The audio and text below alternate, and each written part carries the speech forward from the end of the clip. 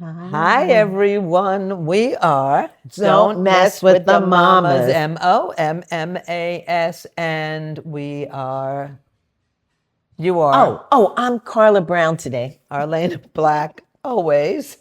And our motto is You are the protagonist of your life, not the victim of your destiny. And today is our 50th episode. Yay, yay, yay. Almost 1 year, 2 more to go to make a full year. We post every Wednesday. Isn't that wonderful? Wonderful, wonderful. Wonderful, Marvelous that you should care for me. Okay, here we go. We didn't even plan that. Hey. So this episode is called Fuel for the soul. So just like a car needs fuel, your soul needs to be fueled.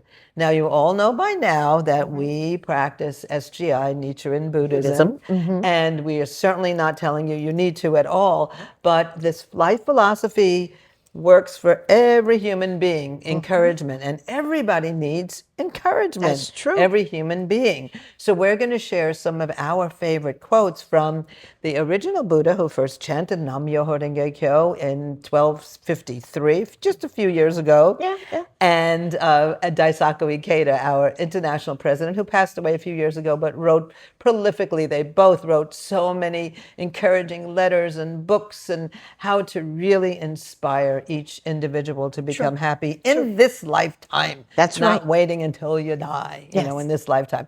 I have to tell you. Oh, sure. My mother was always saying, you'll get your reward in heaven.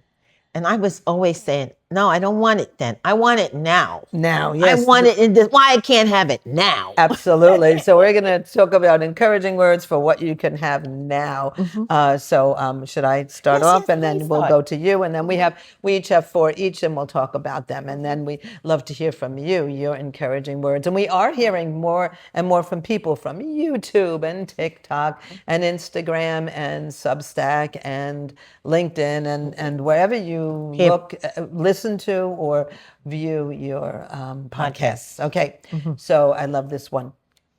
You'll all relate to this one. When you encounter a wall, you should tell yourself, since there is a wall here, a wide open expanse must lie on the other side. Rather than becoming discouraged, know that encountering a wall is proof of the progress you have made so far. And many people feel like, this is the end, right? But it's just the beginning, right? What appears to be the end is really the beginning. So, the expression, you close one door, another door opens, That's right. And it never fails. It never fails, So there no such thing as you've hit a wall or you concluded, that's it, that's the end. You begin again. And I know I found it so encouraging when we closed our restaurant and that we were devastated and we lost everything. Right. And then everything opened up and we were able to move from a $500,000 home to $1 million home. And our son was able to get into a much better school that had he stayed in that school district, a top school in the nation, and our life really began again. So, you never know. What appears to be negative sometimes is the best thing to give you that push. That's true. That's true. You want to share anything about that one? Well, I remember it's a little bit different. Okay. When I was going through a lot of, very young in my practice. Right. One of my leaders said, there's a silver lining behind every cloud. Right. So you just have to get past the cloud to see that sun. And the sun is always shining. Even on a cloudy day, it's always there. Yep, absolutely. So share a quote? Okay, so my quote is, if you light a lamp for someone else, it will also brighten your own path. And I think sometimes you'll hear something from somebody, it could be just a sentence, a little short conversation, and it just changes your whole disposition.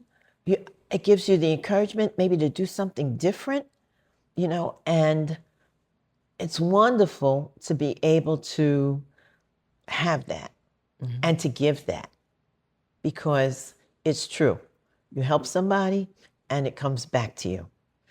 Like I said, I helped my sister go to school for just a couple of months.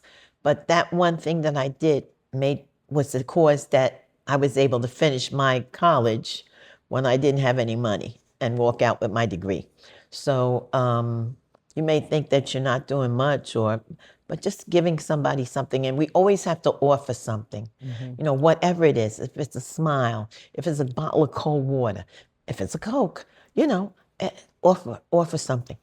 And I was thinking about one of our one of our friends was saying that he was in the elevator and his where he lives, and he said hello and how are you doing today to this very elderly man, and that gentleman said, "It's been so long since somebody has really asked me how I was doing." A simple act like that, right? And I always think about that great story about how this young guy, had carried a bunch of books. He was leaving the library and carrying a bunch of books, and then the books fell because there were so many books piled up.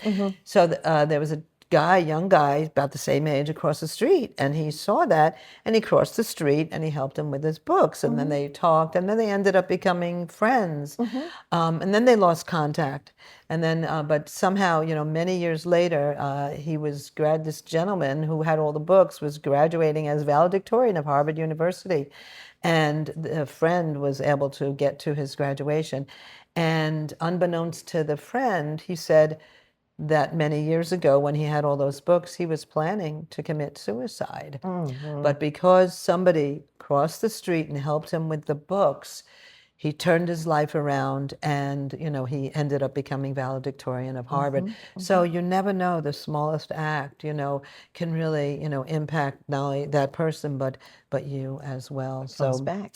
So okay, I'm going to share the next one. Okay, I like this because when people when I am at the supermarket checkout line and I have to wait, they say thank you for your patience, and I look at them. I said I don't have any patience.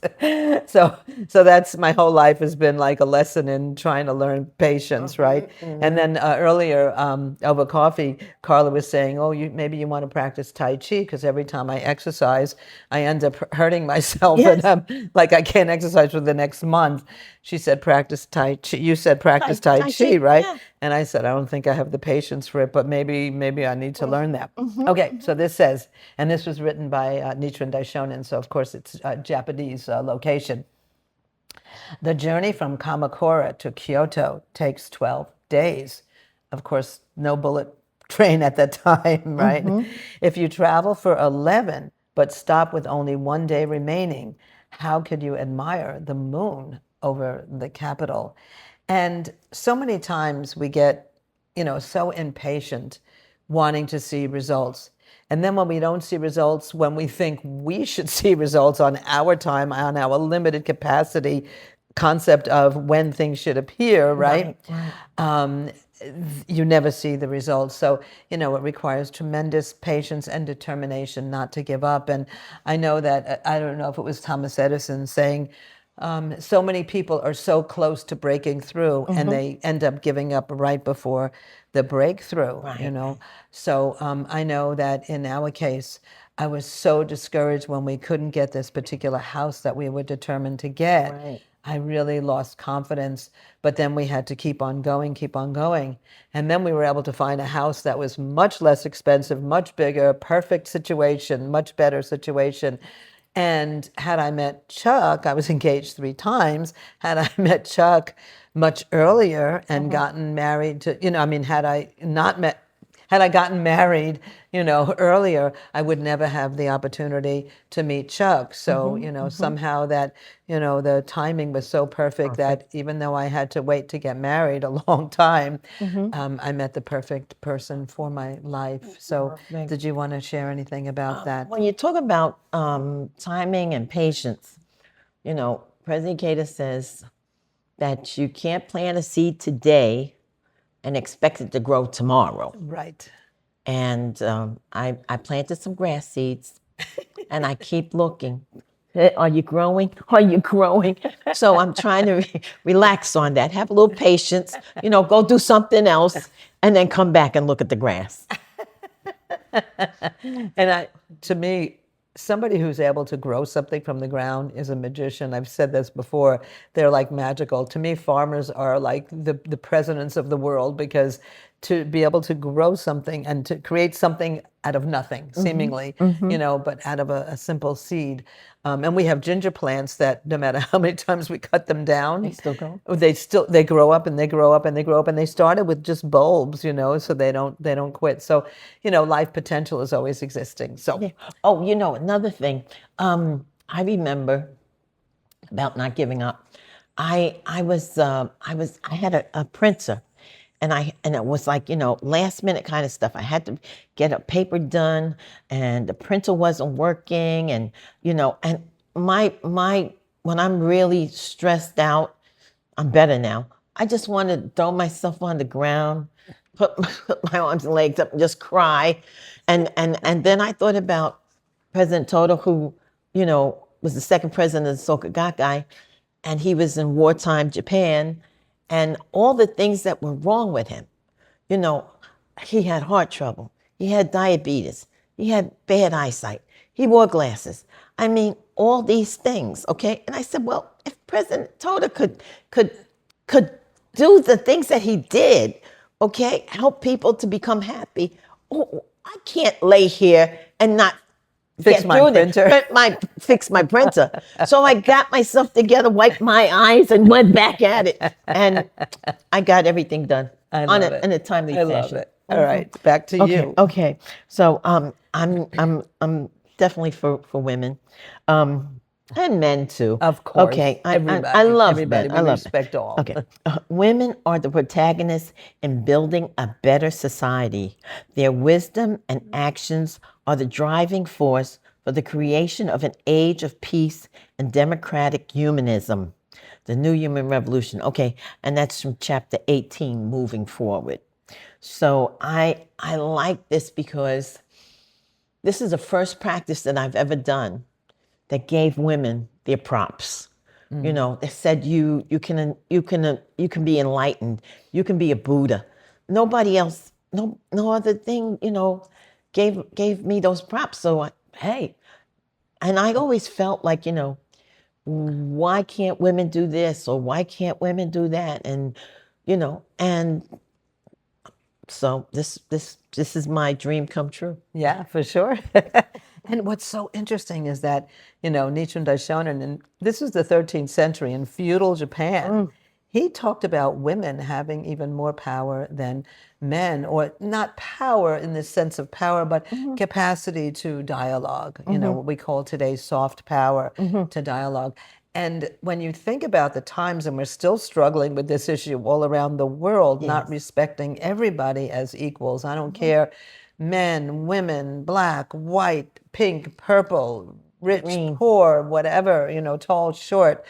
But in those days, women had no rights whatsoever in the 13th century. And here, this revolutionary guy was saying, women have this capacity, this limitless capacity. So recognizing everybody has, a wonderful mission in life and should be appreciated. Yeah. So I love it. I love it.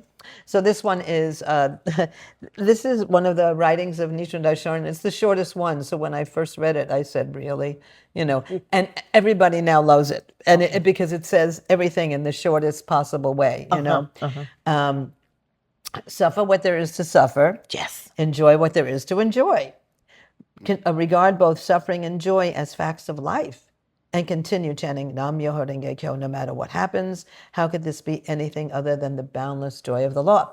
So, it sounds so simple, but many people won't allow themselves to, when it's time to suffer, to experience that fully, especially if you have a death of a spouse, or most horridly of a child, right? And they deny themselves. They actually cut themselves off from feeling, But it's really important to go through. You can't go around it. You have to go through the process.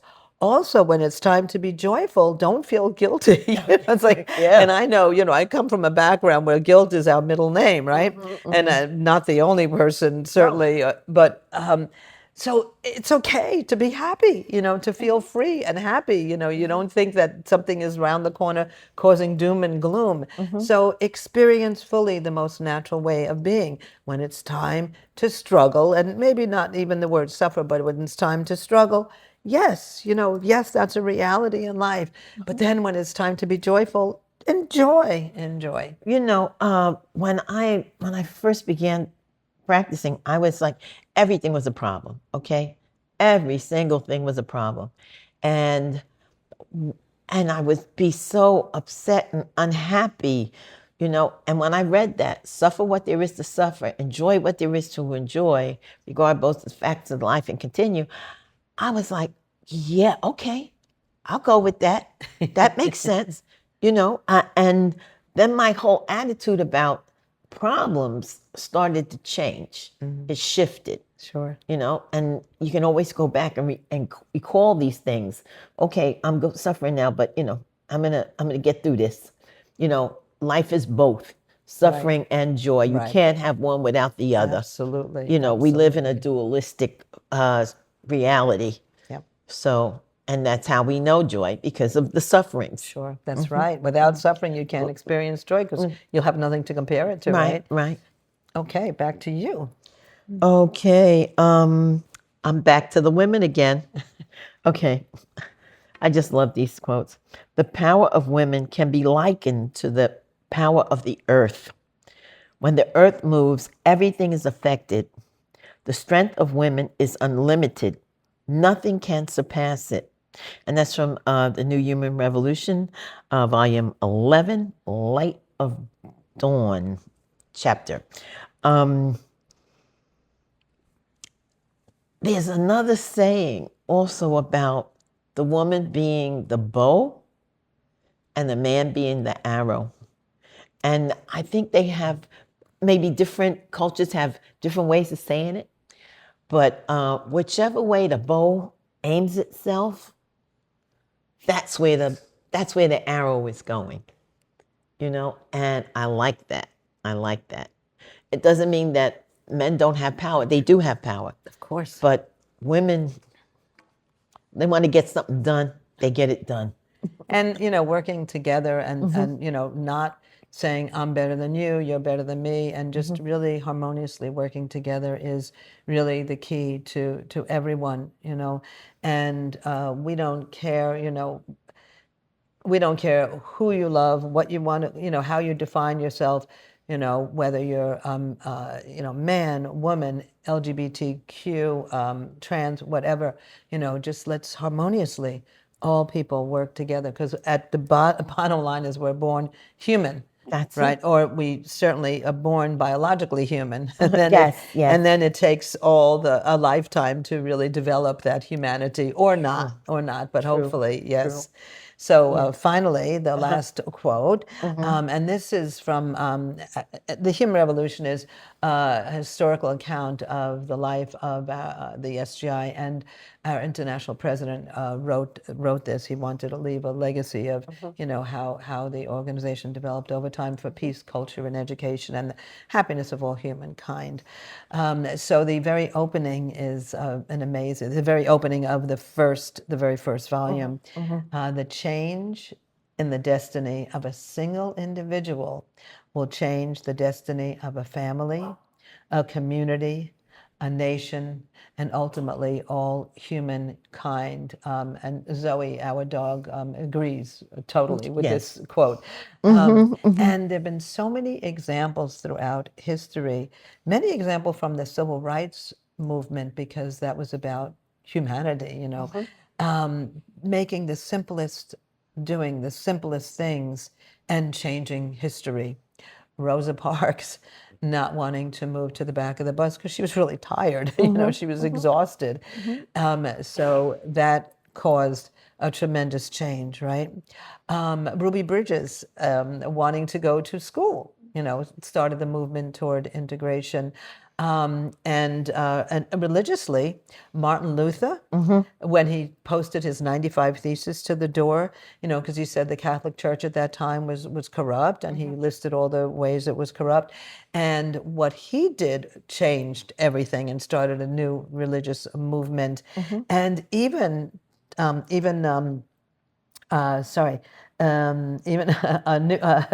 Isaac Newton, dropping the apple, right? Yes. It's so simple. And I don't know. I mean, he was a brilliant scientist.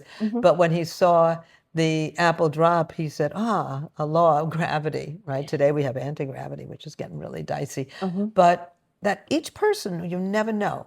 Just like that person I mentioned, crossing the street and saving that person's life, essentially. Right. You never know the smallest action that can have a ripple effect. And, a ripple effect ultimately changes to a change in the destiny of all humankind.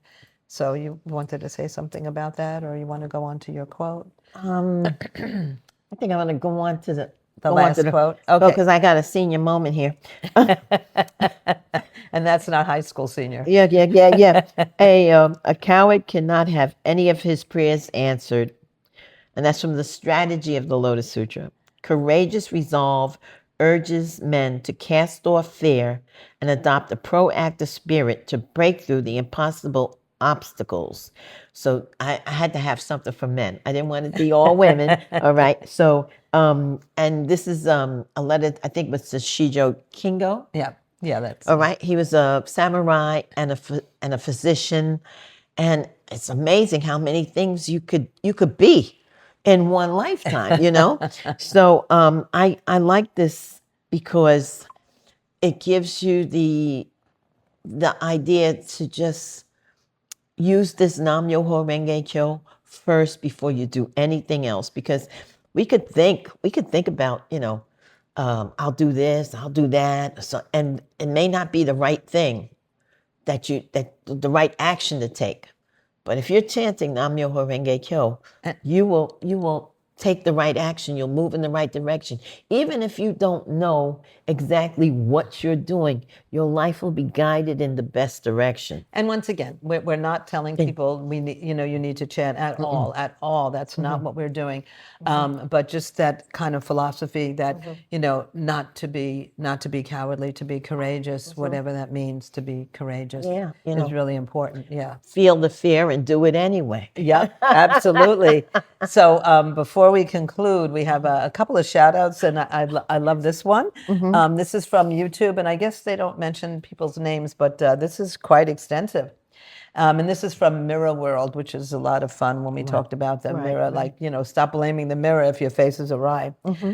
I can relate not only to the topic and those old flames who mirrored the flaws and things I couldn't accept about myself, but seeing those patterns play out with my parents and who they date and have dated. It's been enough to the point where I've taken an indefinite hiatus on joining the dating pool until I get into a better space mentally, physically, spiritually, and otherwise. This rings true to me. Actually, there is a name here, Monique Verse. And then another one. I love this one. Very nice discussion on how no, not this one. Let me read that. Very nice discussion on how self-reflection can help us to become a more authentic version of ourselves. But this one is really funny. Stumbled upon your podcast. I thought you were a knitting podcast because we did an episode on one woman who is a brilliant, knitter and makes beautiful quilts. Stayed and listened and enjoyed, and really happy that I found you. Hello from a knitter in Canada. Okay. And do you? Yes. Yeah. I believe it was Vic Damone, I think Junior, from TikTok. He watched our video on poison into medicine, and it said it gave him an idea to write something. So, that was a very positive thing, and I was very happy about that. Yay, okay. Inspire. Thank you, Vic. Thank you. Thank you all. Yes, thank you. Okay, so two encouraging words, even though we just shared a lot. What can the individual accomplish in the face of the huge institutions that run our world? This feeling of powerlessness fuels a vicious cycle that only worsens the situation and increases people's sense of futility. At the opposite extreme of this sense of powerlessness lies the Lotus Sutra's philosophy of 3,000 realms in a single moment of life and the application of this teaching to our daily lives. This principle teaches us that the inner determination of an individual can transform anything and everything. It gives ultimate expression to the ultimate potential and dignity inherent in each human life. We all have it. We all have that beautiful seed. We just have to water it, let it grow. And then this one. The Lotus Sutra has the drama of fighting for justice against evil. It has a warmth that confronts the weary. It has a vibrant, pulsing courage that drives away fear. It has a chorus of joy at attaining absolute freedom from the past, present, throughout the past, present, and future. It has the soaring flight of liberty. It has brilliant light, flowers, greenery, music, paintings, vivid stories. It offers unsurpassed lessons on psychology, the workings of the human heart, lessons on life, lessons on happiness, and lessons on peace. All such a mouthful. It maps out the basic rules for good health. It awakens us to the universal truth that change in one's heart can transform everything, right? True. So with that, we are Don't Mess with the Mamas, MOMMAS, with our motto, You are the protagonist of your life, not the victim of your destiny. Don't forget, we post every Wednesday, and the next episode is called Highway. Oh, yeah. What is it called? Life is a highway. Life is a highway. Yeah, after the song, right? Yes, Life is a highway. So we'll be talking about life is a highway. But please listen to us, view us on all major platforms, and share us. And share us and share you. Share who you are. Mamas, MOMMAS .podcast @gmail.com, or leave us a message on TikTok or YouTube or wherever, we're Instagram. But thank you so much for listening and viewing, and you are the best of the best. Never forget that. You were born into this lifetime with a unique mission only you can fulfill in whatever shape, form, whatever you find yourself. So you are precious. Thank you so much. You're welcome. Bye-bye. Bye-bye. Bye-bye. Bye. Bye.